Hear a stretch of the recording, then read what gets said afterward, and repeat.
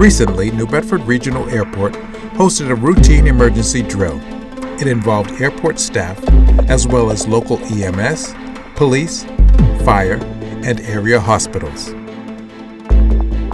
What we're simulating is, again, it's a drill, but we are simulating a commercial airliner having a landing gear problem while on approach to the airport that reports into the tower and ensues in the aircraft not being able to get their landing gear down, crash landing on the runway. This is our crash truck, our first response. When something happens here at the airport crash, this vehicle is the first to respond to the crash. Part of our new 139 certification, we have to have a live drill every 3 years. This is the first one New Bedford's had in approximately 25 years. So we're just trying to make sure that everybody in and around the region knows how to work together, work a unified command structure, try to evaluate the scene, take care of what needs to get taken care of to ensure that we are ready in case anything ever does happen. We treat it like a real world scenario with proper response times and proper response notifications, which we've done here today.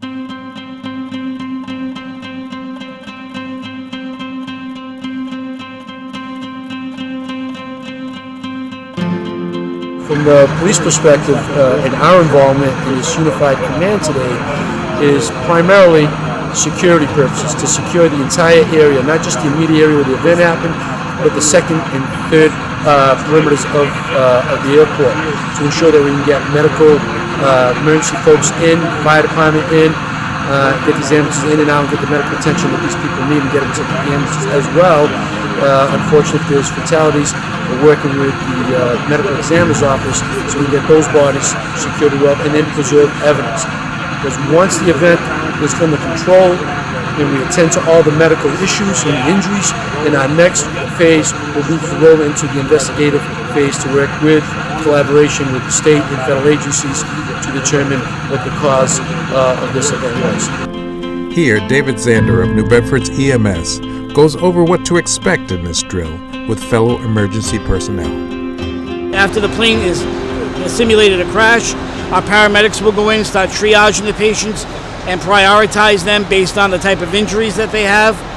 We'll coordinate with the hospitals, that the hospitals will be ready for us when we get there, and we'll be able to treat, transport, and triage these patients so that we can get them to a hospital as quick as possible. Local students were on hand to portray victims of the mock plane crash, lending an eerie amount of realism to the scene.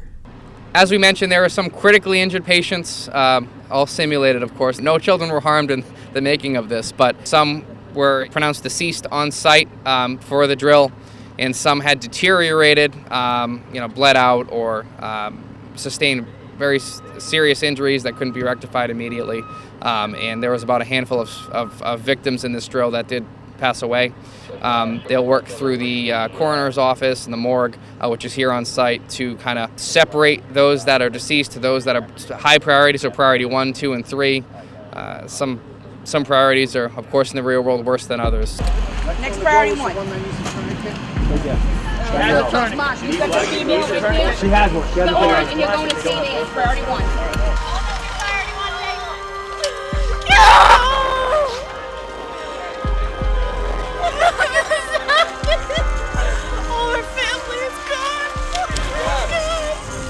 So once the ambulances leave here, we notify the hospital of what the priority of the patients are.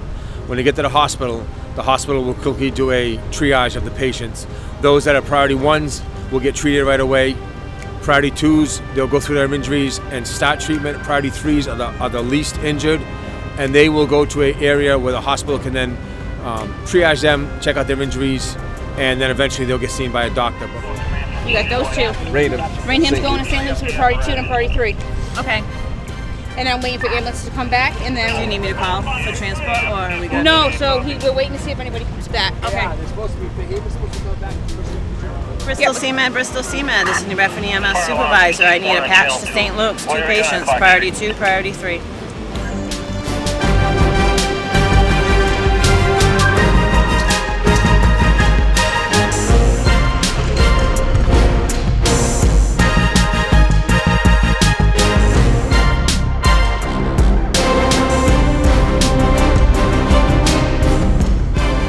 As always, we're going to do a debrief, critiques, things we notice. We have evaluators walking around that are seeing things that we don't see.